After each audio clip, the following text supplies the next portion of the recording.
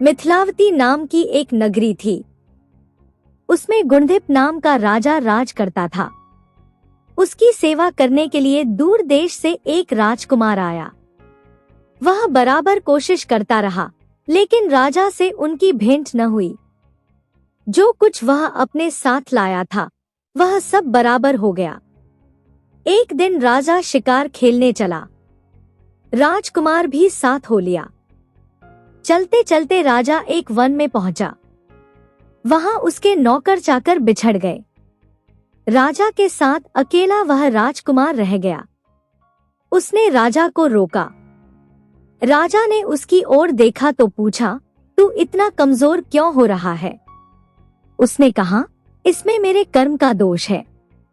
मैं जिस राजा के पास रहता हूँ, वह हजारों को पालता है, पर उसकी निगाह मेरी ओर नहीं जाती। राजन, 6 बातें आदमी को हल्का करती हैं: खोटे नर की प्रीति, बिना कारण हंसी, स्त्री से विवाद, असज्जन स्वामी की सेवा, गधे की सवारी और बिना संस्कृत की भाषा। और हे राजा, ये 5 चीजें आदमी के पैदा होते ही विधाता उसके भाग्य में लिख देता है: आयु, कर्म, धन, विद्या और यश। राजन, जब तक आदमी का पुण्य उदय रहता है, तब तक उसके बहुत से दास रहते हैं। जब पुण्य घट जाता है तो भाई भी बैरी हो जाते हैं। पर एक बात है, स्वामी की सेवा अकारत नहीं जाती, कभी न कभी फल मिल ही जाता है। यह सुन राजा के मन पर उसका बड़ा असर हुआ। कुछ समय घूमने के बाद वे नगर में लौट आए। राजा ने उसे अपनी नौकरी में रख लिया। उसे बढ़िया बढ़िया कपड़े और गहने दिए। एक दिन राजकुमार किसी काम से कहीं गया। रास्ते में उसे देवी का मंदिर मिला। उसने अंदर जाकर देवी की पूजा की। जब वह बाहर निकला तो देखता क्या है, उसके पीछे एक सुंदर स्त्री चली आ रही है। राजकुमार उसे देखते ही उसकी ओर आकर्षित हो गया। स्त्री ने कहा, पहले तुम कुंड में स्नान कराओ, फिर जो कहोगे सो करूंगी। इतना सुनकर राजकुमार कपड़े उतारकर जैसे ही कुंड में घुसा और गोता लगाया कि अपने नगर में पहुंच गया। उसने जाकर राजा को सारा हाल कह सुनाया। राजा ने कहा, यह अचरज मुझे भी दिखाओ। दोनों घोड़ों पर सवार होकर देवी के मंदिर पर आए।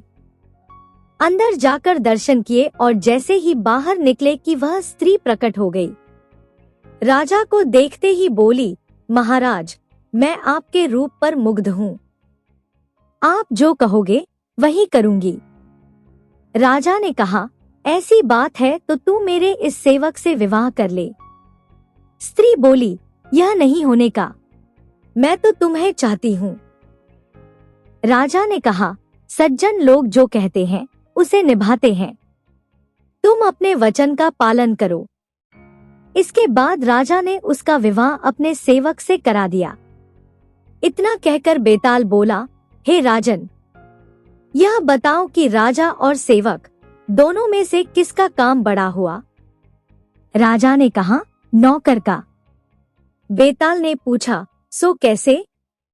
राजा बोला, उपकार करना राजा का तो धर्म ही था, इसलिए उसके उपकार करने में कोई खास बात नहीं हुई।